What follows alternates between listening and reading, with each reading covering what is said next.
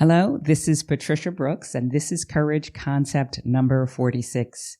Our environment shapes us, but it doesn't have to define us. I went for a hike the other day, and we stopped for a picnic at the top of this mountain. And as I was eating my salad, I noticed this beautiful pine tree that had grown about 20 feet straight up.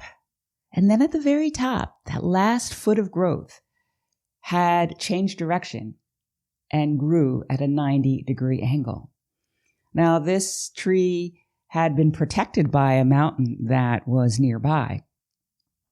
But once it got to a certain height, it was exposed to the wind, the consistent, strong wind. And so it had to adapt, and it grew at this 90-degree angle. And it was something that caused me to think about how we are shaped by our environments. Now, the thing of that is, once we become aware of this fact, we don't have to be at the mercy of our environments. We don't have to be at the mercy of our so-called winds. I remember when I was a child in kindergarten, I was shaped by an event that happened to me. My kindergarten teacher decided to read us a book called Little Black Sambo. Now, this is a racially controversial book, but I didn't know it at the time. I liked the story of Little Black Sambo. So I went home and I told my mom about it, and I asked her if I could have my very own copy. And instead of being excited for me and telling me, yes, I'll go get you a copy of this book, my mom reacted with anger. And I interpreted her anger as directed at me and not at the situation. And so I became afraid that my mom no longer liked me, that she might no longer take care of me. And that scared me. And so at the age of 5, I decided I needed to do something to protect that relationship, that bond that I had with my mom. In addition, my mom was so angry, she went to the school and she made it known that that was not acceptable reading material for school.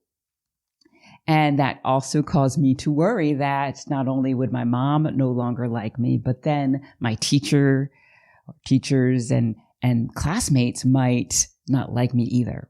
And so I learned to conform. And when it came to my parents, I looked to them to see how I should act, what I should like, what I shouldn't like. And with my teachers and classmates, I just tried to blend in, fly under the radar, not be noticed. And this quality was something that I inhabited for decades after, and it really impacted me until I became aware that I was doing it, until I became aware of what had happened to me, what had caused me to act this way. And now I am much less concerned about blending in, much less concerned about what other people think of me. And I go and I do things that I want to do that please me and that make me happy.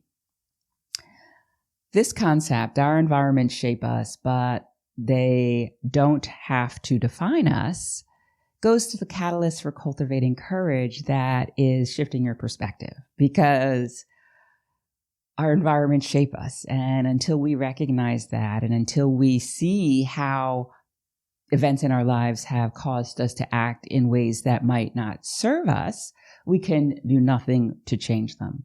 But as soon as we are aware, then we have the power to do so. Now, this is a great concept, but as I say, until you're aware of how your environment has shaped you, then you can do little to change. And so questions I have that will help you think about where your environment or how your environment has shaped you and your behaviors. I'd like for you to think back to a time when you were a child or maybe an adolescent that negatively influenced you and caused you to act in a way that was less than who you know yourself to be. I'd like for you to write down what that situation was and what the behaviors were that you exhibited to deal with that situation. And question number 2 is now that you're aware of that situation and the behaviors it causes, how would you like to show up in life that would serve you better? And then write those behaviors down. And then finally, the next time you find yourself acting in this way, I'd like for you to remember the story of this pine tree and my story of Little Black Sambo, and tell yourself that while my environment may have shaped me, it doesn't have to define me. That is Courage Concept number 46. I will see you again next time. Bye for now.